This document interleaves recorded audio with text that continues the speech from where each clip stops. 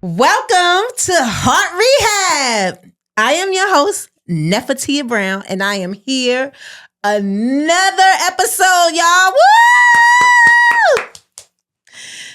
It is my privilege to be amongst the podcasters.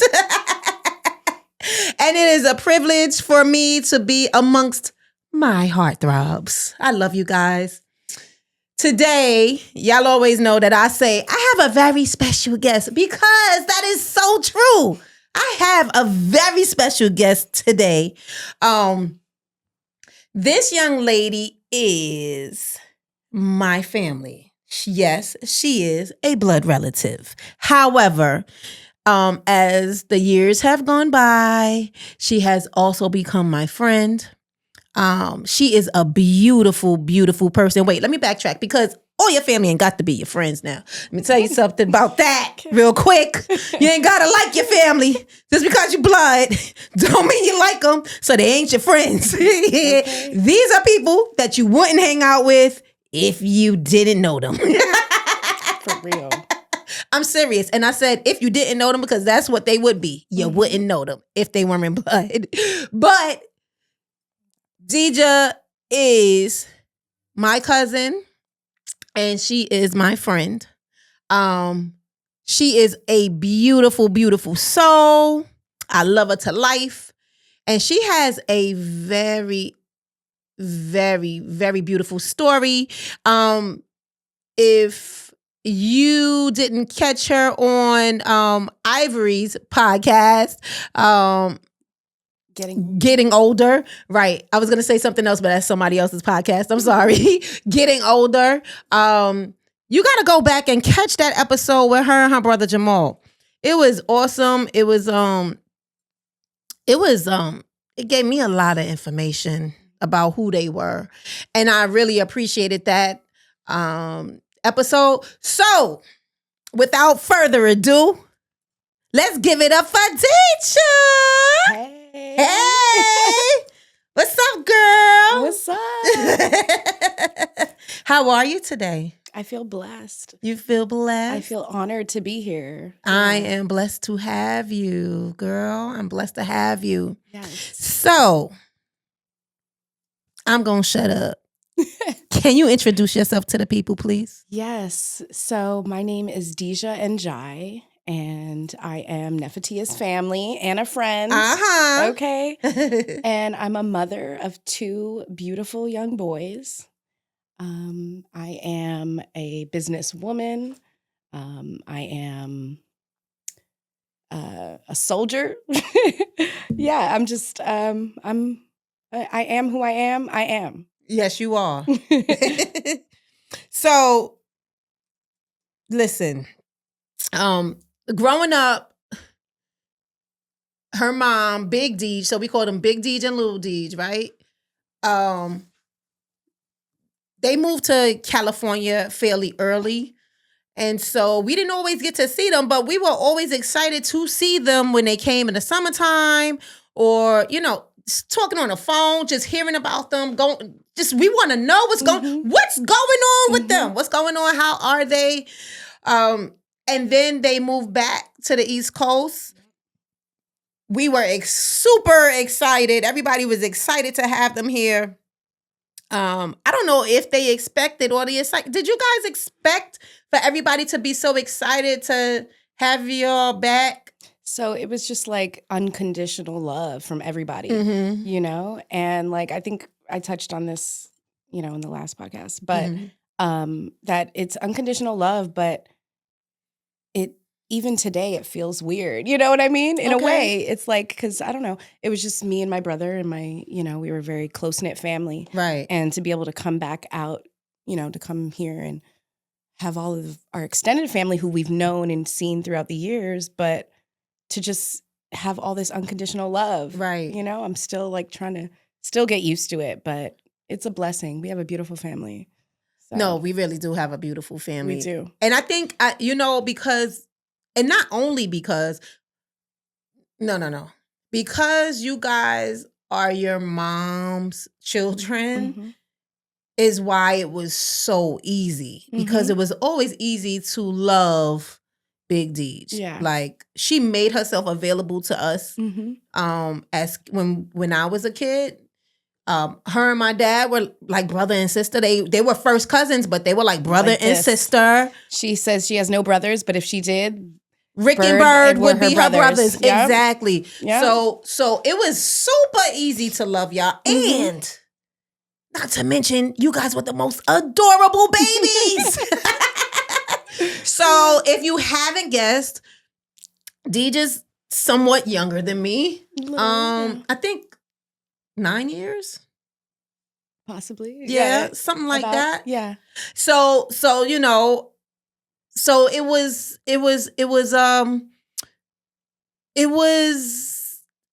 surprising to me how easy it was to just get along with you guys too, because of the age difference, and because we didn't spend a lot of time for a lot of years together. I feel like our family, like everybody connects, like it doesn't matter age. It doesn't matter. You know, there's like no. Everybody's hanging out. Yeah. Everybody. Yeah. You could be 70, you 20, we all hanging out. You could be 80. It's true. That's a beautiful thing. But you know, I don't know if well, I'm quite sure your mom talks about her grandmother. Frederica? Yep. Yeah. And that's how she was. Yeah. I remember that. I remember, and she passed away. She was in her early 70s. I was like 6 years old. I remember that because she was one of my favorites. Like, she passed away, and I knew my daddy was going to be so sad, super sad. It was a very crazy moment because that's how she got down. Everybody come over, everybody gels, everybody hangs out together. Nobody's left out.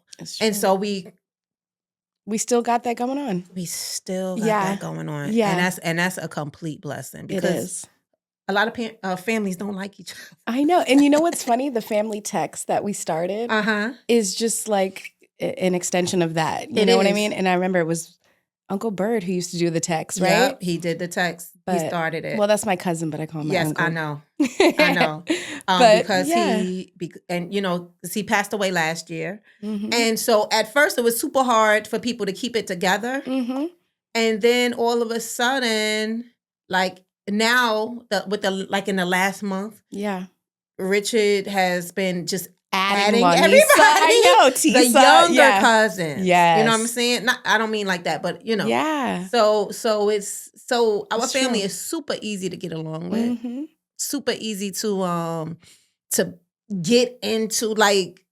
I know, when people meet our family, they just want to. They want to stay. They want to stay. It's like, if you broke up, you gotta go. They be showing up to functions and funerals. Like, no. It's like, you still talking to, no, don't do that. No, don't invite. No, don't invite them. Because just relax. Enough is enough. Yeah, they don't want to divorce the family. You don't want to right. So I remember, and then we're gonna get on to you. But I remember when I first was going through my right, they couldn't let go. Yeah. They were like asking me what I did. What did you do? Somebody said, "You're ruining the family." What are we supposed to? I said, "I'm ruining the family." I didn't leave the family. I thought I was here first, right? And as time went on, you understand that you just understand that when you bring people in, it ain't easy to take them out. It's true. You know what I mean? And you just accept the bonds that people may have formed. Whether they see them often or speak to them often, that's their business. It's true. And I just had to let it go and let bygones be bygones. Be bygones, girl. I know. But listen, let's get into it. Okay. So DeJah is married. Yes. Is married. Yeah. And they hit a rough patch. Yeah. And so let's talk about that, because we were super surprised when you got married or got divorced. We were like, no, when you got married, we were like, Yeah. So we see him, and then it felt like you see him, Mm-hmm. and then you're married. Yeah. We were like, well, what the heck? How's that possible? Okay, so go ahead. So let's talk about it. So Okay. yeah, we met. Things happened very fast. Yeah. It did. Just a little. Yeah. And so my ex is Muslim. Mm-hmm. And so like you're not supposed to live with, your significant other or whatever until you get married. So there was kind of like a pressure I felt to, move things quicker maybe than normal. And then there was also, it was a lot of news for me. And it was a different culture I was getting into. Mm-hmm. Because where is he from? He's from Senegal, Okay. West Africa. Mm-hmm. Yeah. And, I was young. I think we were 24 years old. We're both the same age. We're 24 when we met. And, God works in different ways, but I was ready to I had to move at the time. I had just enrolled into Long Island University. Okay. And I was living in New Jersey at the time. Right. So somehow I had to figure out, by the grace of God, I am going to move to Brooklyn to continue my schooling. Right. And it just so happened I met my husband that summer. We moved in very soon, very quickly. We fell in love right away. We were inseparable in the beginning. Right. I remember. Yeah. So we moved in right away. I felt like within a few months, I would say within 6 months, we were married. By January, we were married. Okay. So yeah. And not long after that, we got pregnant. Mm-hmm. Yeah. So we had a miscarriage also. Oh, I didn't know that. Yeah. You see? We did have a miscarriage. And yeah. So what was the question? Yeah. And, we had 2 beautiful boys and started our family. But it did happen pretty quickly. It did. But you know what? One thing that I know about love is that it never feels that fast. Mm-hmm. It feels like you're going to be here a lifetime. Mm-hmm. You're never going to leave. Yeah. You're always going to be together, especially when you share that type of bond. Mm-hmm. I remember bonding with my ex-husband in that way. And it was spectacular. Yeah. It really was. And I can't imagine marrying somebody outside of your culture, let alone your religion. Mm-hmm. Girl. Because yeah. And so along with that was, I don't know what you would call it, but if you are already a religious person, it's called converting, I guess. Yes. But I wasn't raised religious. I'm just a spiritual person. Right. But I guess you can say I converted.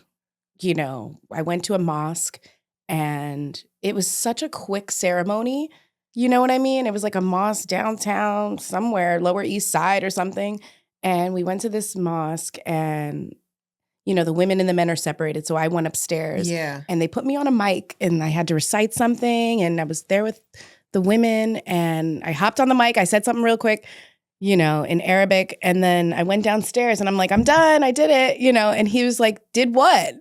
He didn't even know. My ex didn't even know that I actually said something. That was it. It was just such a fast thing. And that was the converting process. That wasn't even the marriage. But all of that kind of all happened around the same time. But I just want to say, it was just such a fast kind of process. Now, see, I'm a little baffled because I have Muslim friends. Mm-hmm. I don't want to sound like that, y'all. Mm-hmm. Don't take it like that. Mm-hmm. All right? Yeah. But I don't know what it takes and what you do. It was quick. It was quick. I didn't know, but I'm just saying that was it. And also the marriage process was pretty fast as well. Yeah. Because I do know that the few times that I've been to mosque, you are separate, worshiping. Yeah. So I do know that. But I I've never been to a Muslim Mm-hmm. wedding or anything. Mm-hmm. So I know that was, and for you, I Mm-hmm. know that was Yeah, I was just different. Yeah. Yeah. And like when you get married, you know, also the culture and everything. But when you get married, it's like you want to be submissive to your Right. husband in a way. You know what I mean? And you feel like, you know, you want to let him lead. So I felt like, you know, I was allowing him to lead, you know, and I gave him that trust. But, you know, looking back, I feel like, I don't know, it wasn't, I don't know. Take your time. Take your time. No, Yeah. take your time. Yeah. And don't let anyone pressure you. I Mhm. feel that Just, yeah. when you are okay, when you're religious and you take your God seriously, you want to abide by the law, right? And there's nothing wrong with that. However, when you're young, Yeah. I think that when we're young, we almost rush to be adults. And we don't realize that we're adults forever. That's right. And your experiences become circumstances. Now you're under this circumstance. I have a husband because we fell in love and we couldn't just live together. Yeah. Right? Yeah, exactly.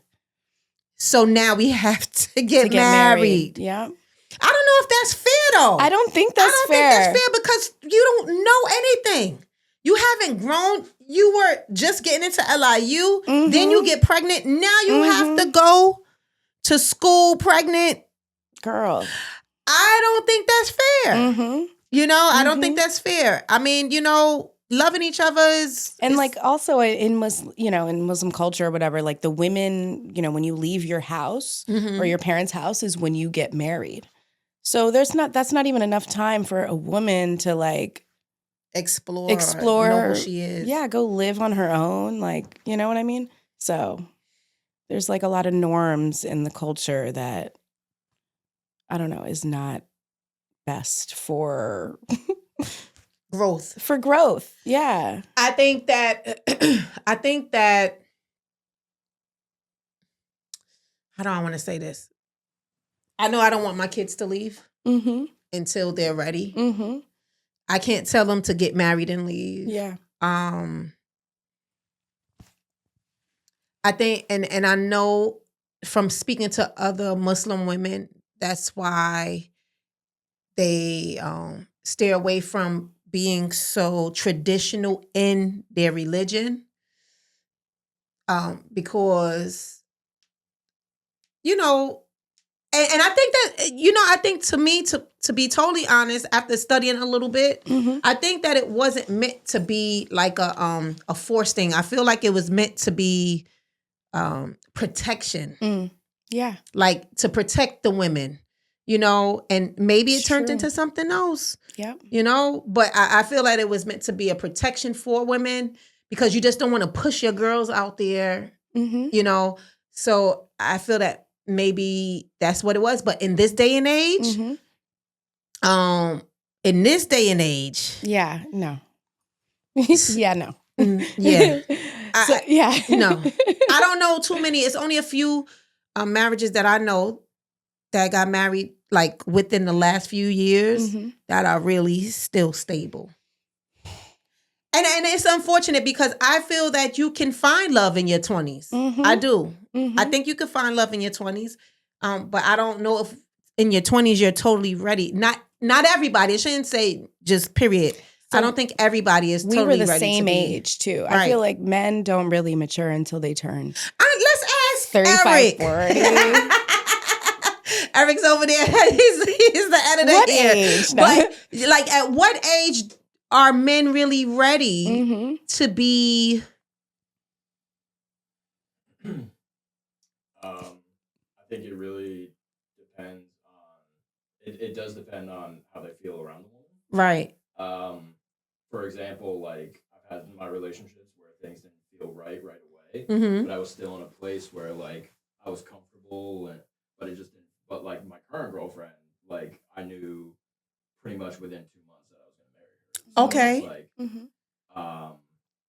I think it really, like, men have a good instinct, but also like we're not gonna be mature ever in our lives. Like we're not. Yeah.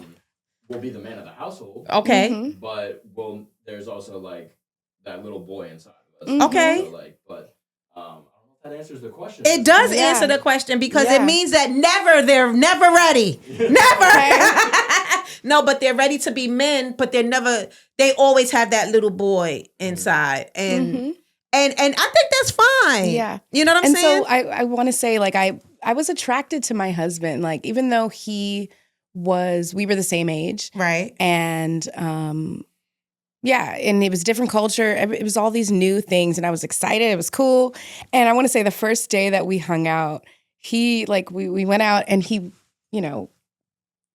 washed his feet like at the end of the night or whatever. And I was just like, this is so cool. Like, he's Muslim. I was like, is that a Muslim thing or is that an African thing?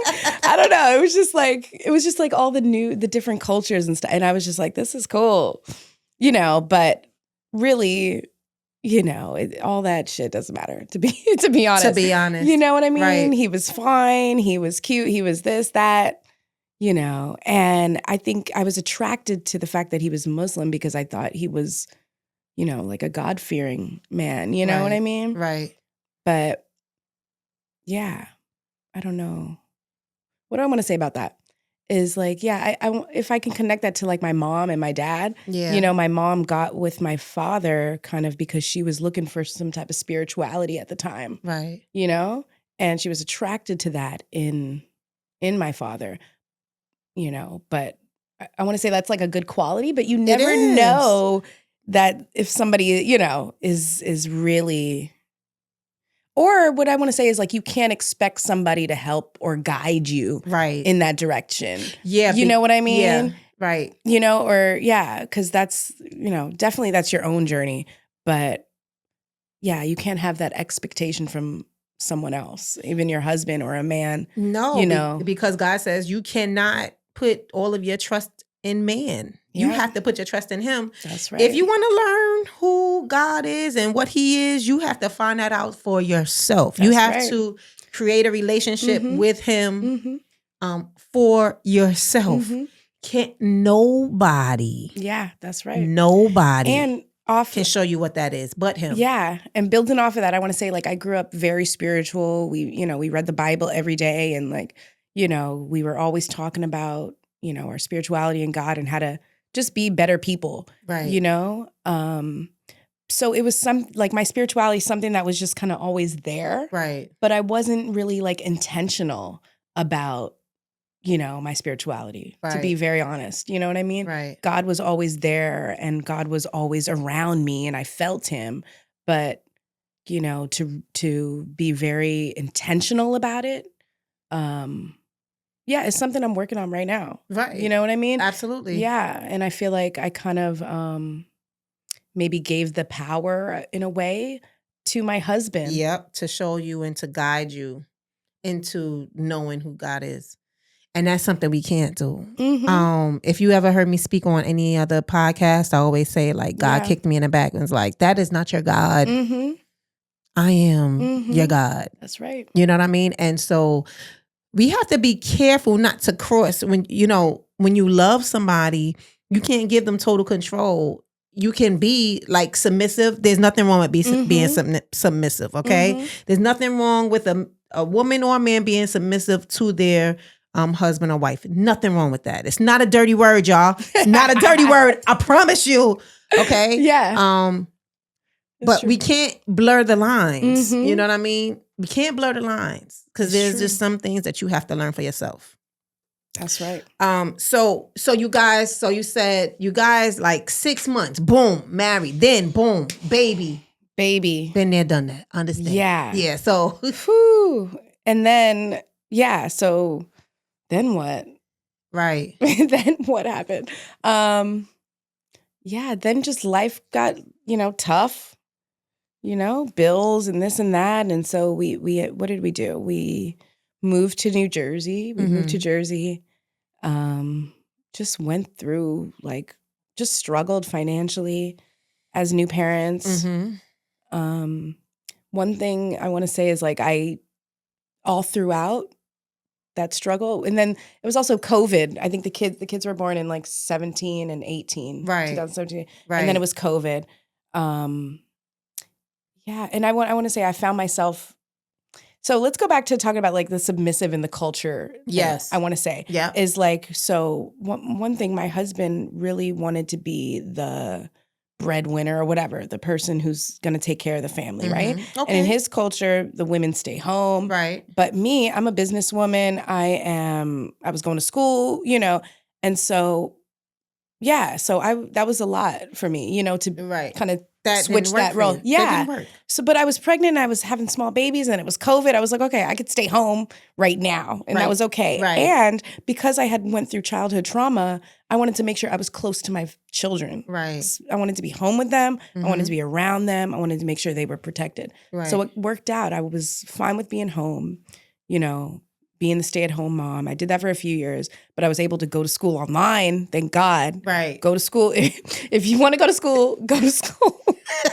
Freaking go to school. And I'm so happy that I continued to freaking go to school, even through all the crap that I was going through. That was like my one thing that I could hold on to throughout, you know, a lot of the toxicity that was kind of going on.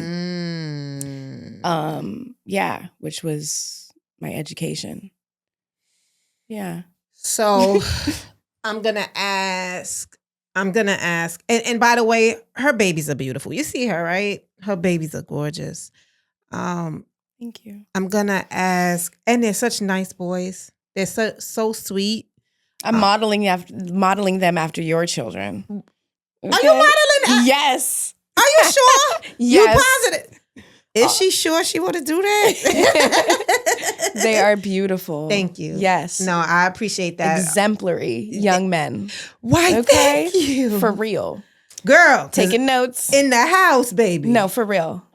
No, they are good guys. Yeah, they are. I do appreciate them. And they've had their own, you know, they have their own stories. But I do appreciate them and love them so much. So that is such a compliment. Thank you. Girl. It takes a lot to raise boys. It takes a lot to raise boys. And it takes a lot for them. Like it really does. Because you want to shape them to be good men, but you got to remember that they're still boys. So you can't be in their face all the time. You gotta let them fight when they want to fight. Let them fight. Ooh. You know, let them go at it.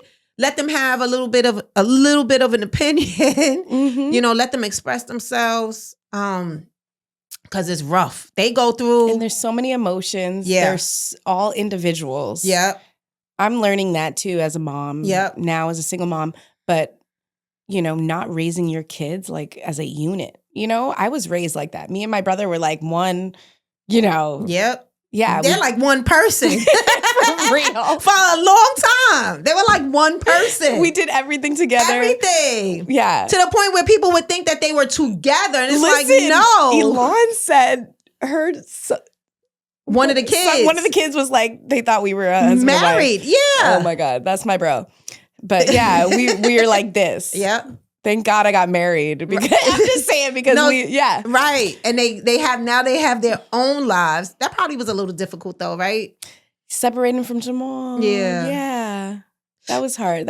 Because that's like me and Elon. So that was like separating from her. And it was like I know. You know? Like twins. Like twins, right. So it was very difficult. To separate from my brother. Yeah. Yeah, it was. So I can imagine when that happened. I was like, "Oh my God, what are they gonna do? Oh my God, they're gonna be okay." So yeah, I get that. So having the kids, going to school, having a husband that's like, "Listen, I need you to stay home." Which most women would be like, "Hey, let's do it." Yeah, not for I'll long. cook I for don't know you. how long. Yeah, but it gets old. Quick. Now you Peggy Bundy eating bonbons and stuff. All that good stuff. You know what I mean? But you know, it's to each his own. If it's for you, it's for you. I know if I was born in the 50s, I'd have been A-okay with it. But in today's world, that's just not what it is, It's right? true. You have to have a lot of money for me to stay home. Like tons of it. Because it's not going to work, otherwise. I mean, to be honest, right? Yeah, it's true. It takes two people working to survive. To survive. It really does. Day. Yeah. It's crazy. So now y'all have the kids and everything. Y'all in love, but y'all going through a rough time. How long? So now they're separated, and how did you realize? How did you feel when you realized that this was it?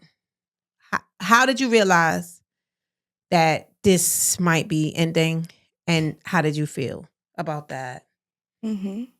I feel like you. Okay, I'm gonna say I feel like I was a single mom for a long time. Jeez Louise. Yeah. Single parent and married. That is a thing. You've seen it online? Yeah. That's a thing. True. That's true. So don't stay in that relationship. Although there's a husband or a father in the household, you can still feel like all the weight comes on you. Right. And that's how I felt for a long time. And I felt like, I had I don't know. I felt like I've tried to leave before. You don't just get up and go. Right. It's a process. And, there's a time that comes and you're just like, I can't. But I did see an out. I saw an out, really, because, we moved back to New York City. And, it was just a lot of news. The job that I was having, that I had over the summer, was ending. The school year for the children were ending.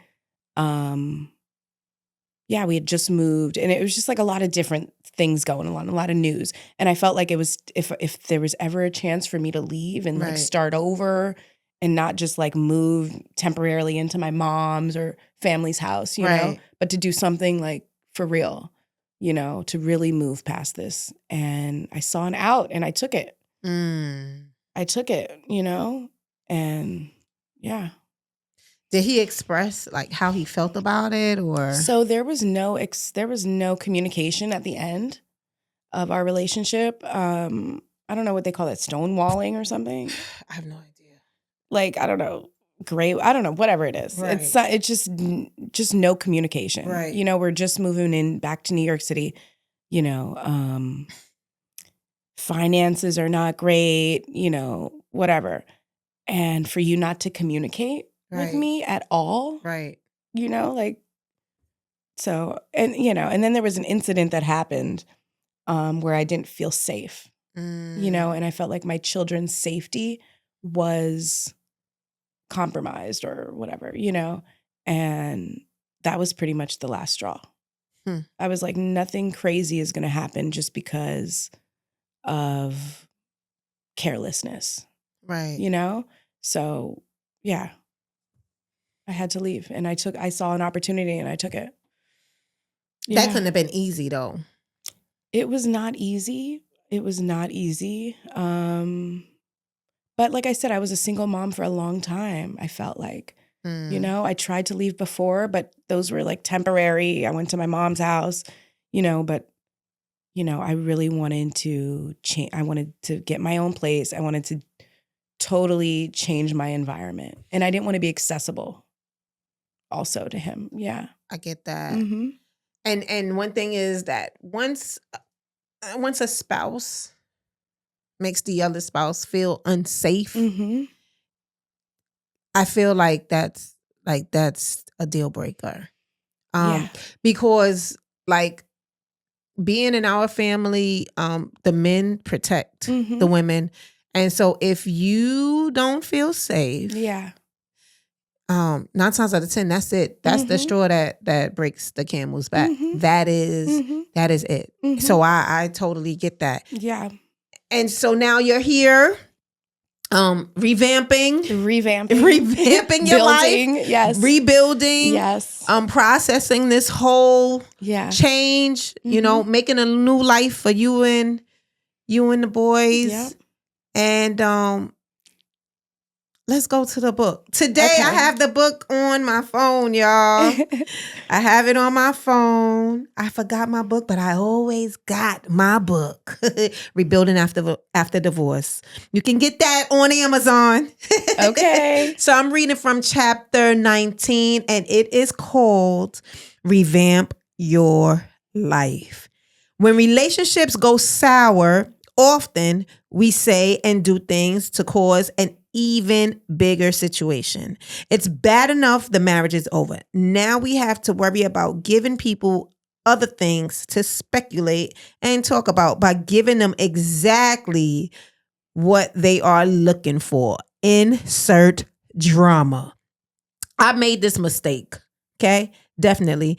I was so hurt and broken that I made a few scenes. I wanted to prove how right I was, to show how hurt I was. Wrong move. The only one I needed to let know the details was my Lord and Savior. It's good to express how we feel. However, everyone does not have to hear it. Focusing on my health, career, children, and hobbies helped me get through the pain of divorce. The process may be grueling initially, but it's all about getting to where feelings are temporary. God is forever. So in this chapter, the prayer that I wrote was and is, God, please do not allow these temporary feelings to consume me. God, I promise to work hard, not to allow how I feel to get in the way of what you have for my life.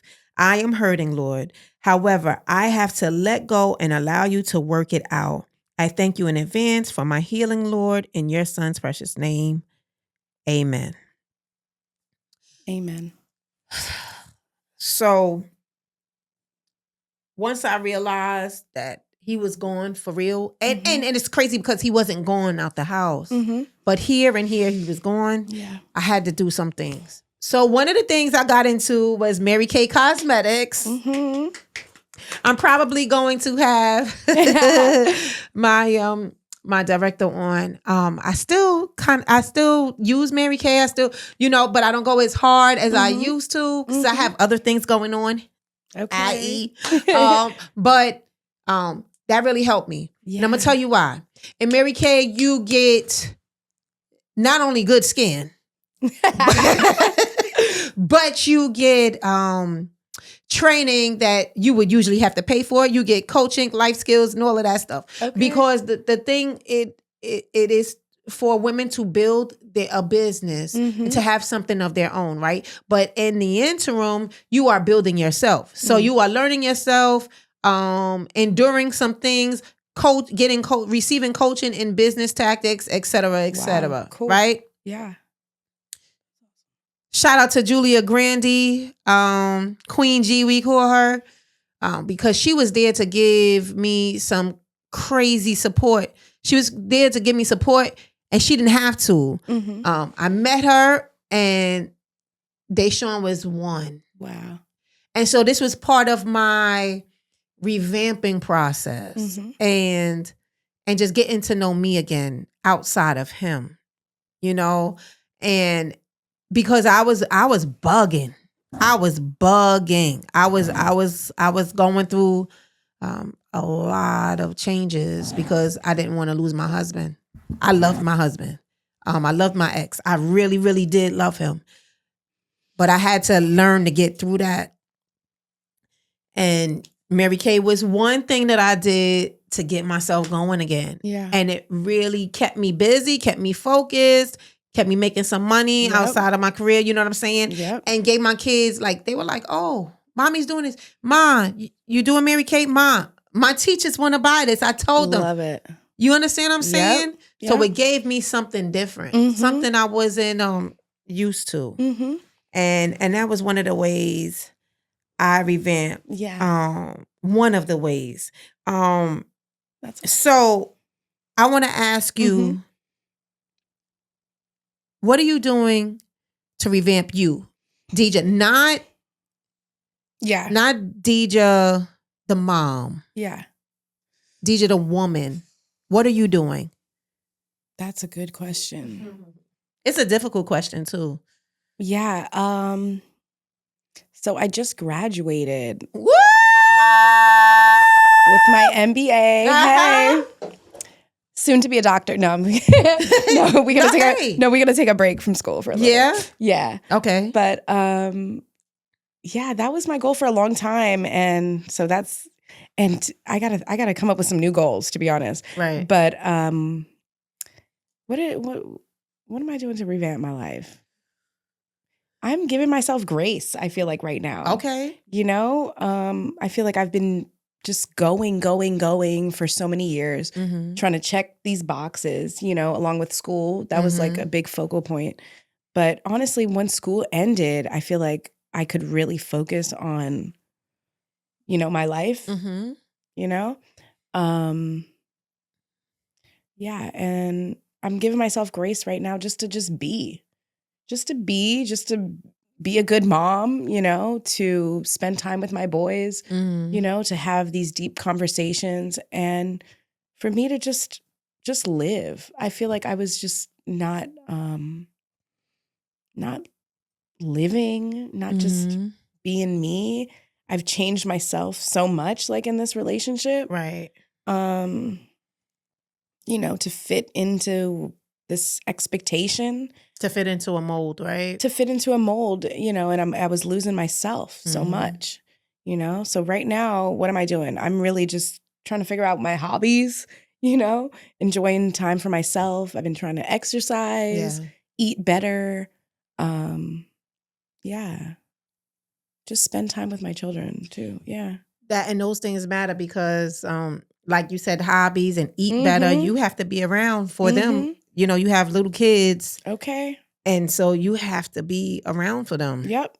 You know, you have to enjoy them. And you don't be able to run. Okay. Be able to, you know, be active with them because these guys are active. Right. Very they active. Love sports. Yeah. So, yeah. You have to be able to do health. that. That's right. Yeah. Taking care of you first is the most important thing. Figuring out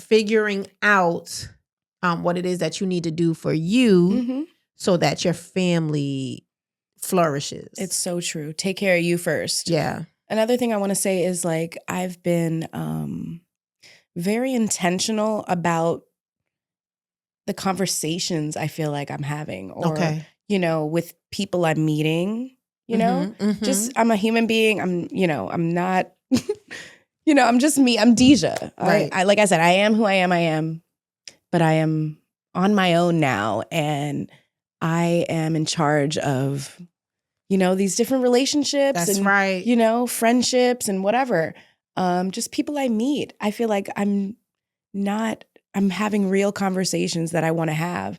And I'm bringing that up because, you know, it wasn't easy to communicate with my husband. You know what I mean? And I feel like a lot of times I, you know, would get like some type of fulfillment from being at school because I could conversate with these people and just having these excited about whatever. Right. You know what I mean? But I wasn't getting that from my husband at home. So now it's just exciting to be able to, you know, just simply have conversations like we are right now and being intentional about it, you know? Yep. Yeah, like no bullshit. Yeah, no, I love that. Yeah. I think that well, communication is one of the most important things. That is one of the most important tools that we use to get through life, right? I feel like everything is a conversation away. Everything. If you can communicate. Right. You know? If you can communicate, because communication is not easy for everybody. But I feel that in a relationship that you should find a medium, right? A medium. Right. Like you should find something, you know, to say, you know, that says, hey, my spouse needs to communicate. Maybe I don't have to over the top communicate like they do. I'm not saying that you're over the top, but some people like to talk a lot. Like I'm a talker. True. So I like to talk a lot, right? So maybe if you don't like to, maybe you could scale back. You know what I'm saying? And I can scale up and we can meet in the middle. Okay. So we can communicate and figure out what our style of communication is. For real. No relationship survives without communication, okay? You know? Oh my God. So get that situated first before you get married. Jump the broom. Yeah. And also people put on their best freaking face, their best mask in the, in the beginning. Yeah. It's all freaking amazing. You want to be with that person for the rest of your life. You just sold on the mask. But that's why it's important. Go deep. Live with them. Go deep. Go spend some time before you jump the broom? Jump the broom. Now, how are the boys adjusting? They are good. They are resilient. These kids are amazing. They are. They ask questions, though. They do. They ask questions, but they know, like, we were in a toxic environment. Wow. Okay. Yeah,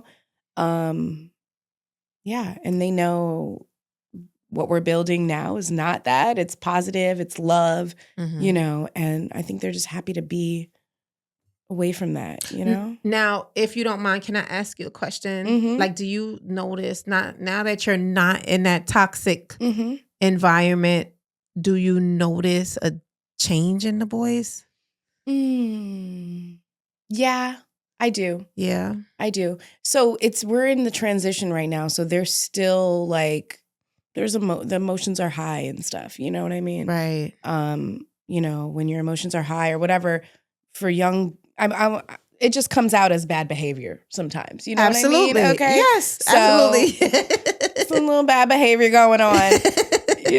But what was the question? Are they adjusting well? How are they adjusting? They're adjusting. They're adjusting.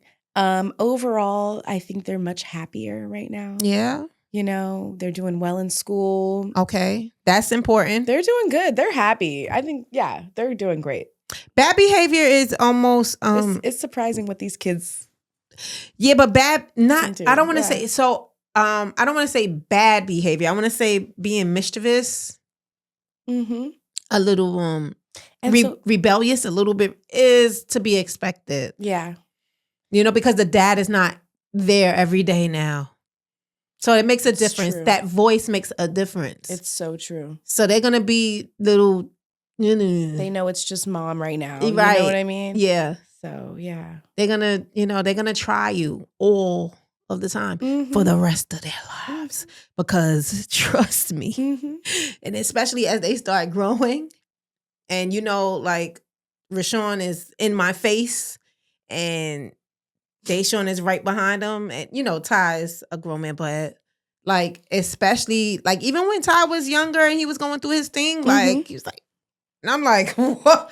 Hold on. Yeah. So it's to be expected. But as long as you handle it like, listen, I still throw the smack down, For real. But you know what I mean? Like, not like that for those who, please don't call with a people on me. I'm not saying it like that. You got to put your foot down. But you have to put your foot down. You got to be mom and dad. So that's a big transition for me, So by mom and dad, we don't want to offend the fathers. We mean that you have to be that nurturer. You have to be that caring mom, but you have to be stern. That's right. And you have to be the disciplinarian all of the time. Yeah. Yep. And so now I'm learning it because it's just me now. I'm like, everything is so much more hands-on. Yes. So it's a lot more work. Definitely, it's a lot. And then working and then not having like somebody else to watch the kid. Like just everyday stuff gets freaking difficult. It's difficult. So yeah, but it's okay. What I want to say is like I struggled. One of my big stressors for the last month or two was trying to get childcare. You remember I hopped into the were you in the family chat? I was like, can somebody watch my kids? Yeah. I gotta go to work for 2 hours, please. Like it's hard. It's freaking hard. But you get through it. Yeah. There's a time I had to bring my kids to work one day. Girl, that was tough. I know. But girl. I know. I'm like, just please don't fire me. I just got this job. Please don't fire. But, life is real, and I'd rather have my kids with me than with a stranger or someplace that's not familiar. Yeah. Okay? So you got to do what you got to do, but you're going to get through it. You're going to get through it. And that's one thing I want to say. And I just want to say that kudos to you for bringing your kids to work, because I remember when I was in the You gotta do what you apprenticeship, gotta do. I would bring Tyshawn to school with me some nights. You know what I mean? Okay. So you have to do what you have to do. Even when I was in John Jay, I would bring him to school with me sometimes. Yep. You got to do what I would rather keep my kids close than somewhere else. Yeah. You know? If nobody's available, you got it. And people understand, hopefully. Yeah. You know? Yeah. I just want to say that you are doing an amazing job. Like, because basically you went from your mom and dad to being married. Mm-hmm. And you are doing an amazing job being Thank a you. mom. I watched you over the years. I watched you when you were a wife, and you were a good wife. Like, I wasn't living with her, obviously, right? But when you would bring your husband around and stuff like that, you know, you do an amazing job at doing your job. And so I just never That means a lot coming from you, girl. No, for real. I seriously mean it. And I just never want you to think that you didn't do it, because you were doing it to the best of your ability. And you had a good, like, your mom was that person. Yeah. And is that person. Yeah. So you had a great example of who and what a woman should be. Yeah. And so don't doubt yourself. Yeah. I definitely saw my mom in a relationship for too long. Right. And I just didn't. I'm trying to break the generational cycles, basically, Right. of just staying in a relationship to stay in it, Yeah. So those things are long sitting. I say long sitting because women didn't leave because they didn't want their families apart, no matter what happened. And remember, women didn't have rights. Rights for women, that's new. It's true. Yeah. You can leave now. Domestic violence laws are new. Yeah. You know what I mean? That's Us being able to work, even though there's a limit to what I believe, because I think that in feminism, we've gained rights, but our families also suffer. But that's a different story for a different day. That's how I believe it. But women, they stayed because they needed their husbands, not only financially, but for somebody to be there in the household, helping them just lay down the law. That's right. And when you believe in head, God, man, woman, you tend to, that hits here. And so we've had examples of that. And it doesn't make you weak. It makes you damn strong. That's true. For saying through everything, thick and thin, I'm going to stick this out. But some situations you just can't.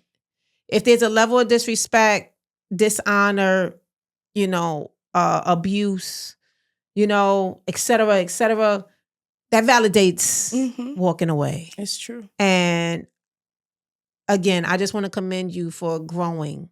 Thank you. And seeing that, hey, I did this and it was right for me, but right now it's not right for me. And for my kids, I have to make sure that they're good. Yep. And, of course, you get married, you want things to, I was going to be there till death do us part. Right. You know what I mean? Absolutely. I know what you mean. Yeah. But I want to say God puts you in situations for a reason. So although my, marriage didn't work out, I feel like having children or, getting married and having children allowed me to grow. Yeah. But to be honest, to really deal with my trauma, my childhood trauma. It wasn't until I became a mom that I, not even deal with it, but just acknowledge it. I was about to say realize about it. Yep. Be able to talk to people, not be ashamed or whatever, So I thank God for, allowing me to become a mom, because it wasn't until then that I could deal with it. But I do want to say is that, I do feel, I dealt with that after becoming a mom, but I felt like I feel like my husband may have, maybe taken advantage of what I dealt with, because there was definitely a shift within my relationship, after, speaking about what I had dealt with as a kid. Yeah. And yeah, so if I could say anything, it's like, I wasn't able to deal with it until I was a mom. But if you can, try to handle your trauma or whatever you can, before you become a wife or into a relationship, because people could take advantage of it. And yeah, and I feel like that's kind of what happened. Yeah, no, I get that. Yeah. You hear that often because you trust that person. Yeah, I totally And you should be did. able to trust your husband. You think. Okay. So yeah. We don't do any bashing, but this is her truth. Yeah. Right? And so this is her truth. And yeah. It's the truth. Yeah. So before we get out of here, I just want to ask you, would you get married again? Wow.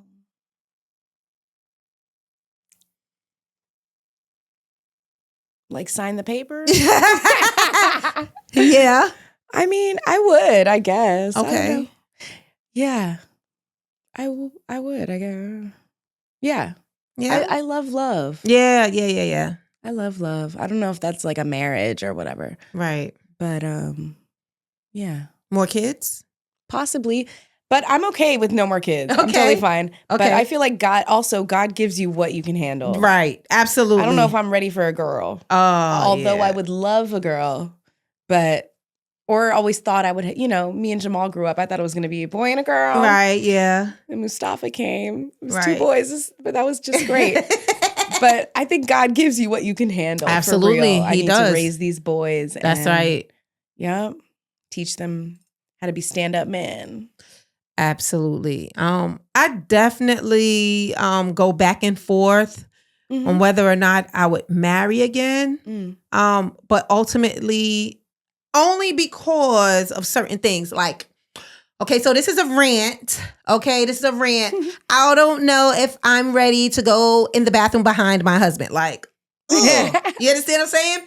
I don't know if I'm ready to pick up your socks in the middle of the floor. Yeah. I don't know. You know what I mean? But those are like such minor things that I would definitely say, hey, I would be with somebody for the rest of my life. It's Definitely. so good to like have the house back to yourself. Oh my God. I'm just saying, like the little things, just like having your own space. There's nothing like I've been married for 10 years. Right. Just have, Let's come back in a few. Let's come back in a few because on the other side of the bed get cold. Okay. For real. Yeah, we'll get back to you on that one. In a few years, let's get back. Because I was saying the same thing, like, I got my own space. Yeah. But that other side It gets gets cold. Yeah. And but it was great to have you here. Thank you. I am so I love you so much. Do you have any last remarks? Yeah, I just want to say it's about intergenerational mobility. Okay. Y'all heard that? Breaking generational cycles, whether that's like economically, emotionally, like whatever. I'm not going to, do the same things that my parents did. I'm trying to elevate the next generation, So it's good to check in with your kids, check in with yourself, and uplift the next generation. My goodness. My God. Intergenerational mobility. That's what it's about. We are here on Heart Rehab, y'all. I'll see y'all next time. Laters. Bye.